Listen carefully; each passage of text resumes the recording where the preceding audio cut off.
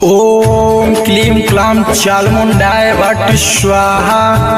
बाबा देखो एक बच्ची आई है जो कि बहुत परेशान दिख रही है। अच्छा ठीक है बच्चा, उसको भेजो हमारी कुटिया में। कौना टेंशन में गलत करू, अरे का बताई हो, तू हाथ अकेले मोलत करू। बड़ी दुख भाई बाबा। कौना टेंशन में गलत करू, तू हाथ अकेले मोलत करू। मार देवे मन पर तोहर टेंशन सब हट जाए। ताबीज बना दिए बाबा, यादव जी के लड़का पट जाए। ठीक है बच्चा, सब हो गया अच्छा। उ देखे दस न दिखते ही छाती से हमरा लिपट जाए। हाली उपाय लगाए ना ये बाबा। अरे लगा रहे हैं बच्ची। ताबीज बना दिए बाबा,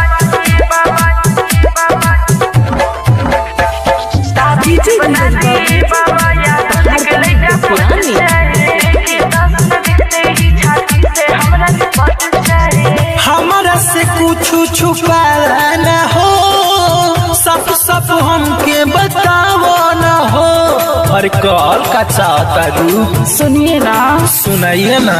हार गइल बानी हम कई केली, पूछत नइखे हमार दिल के फीलिंग। का तू चाहता रू चुमक नियन तो हमें सट जाए। हाँ हो, ताबीज बना दिए बाबा, यादव जी के लड़का पट जाए। ठीक है बच्चा, सब हो गया अच्छा। उ देखे दस न देखते ही छाती से हमरा लिपट जाए। जरूर लिखेगा बच्ची, टेंशन मत लो। ताबीज बना दिए बाबा,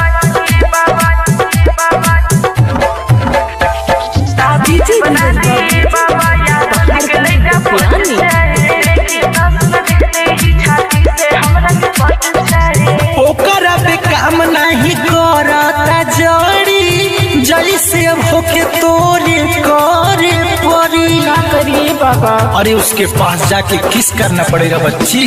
बुझेला नहीं बिकी राहुल रिक्वेस्ट हो, झूठों में करा ताड़ा टाइम हमार बेस्ट हो। चाहता रू सूरज शिवम के दिल तो पे अटक जाए। ताबीज बना दिए बाबा, यादव जी के लड़का पट जाए। ठीक है बच्चा, सब हो गया अच्छा। उ देखे दस न दिखते ही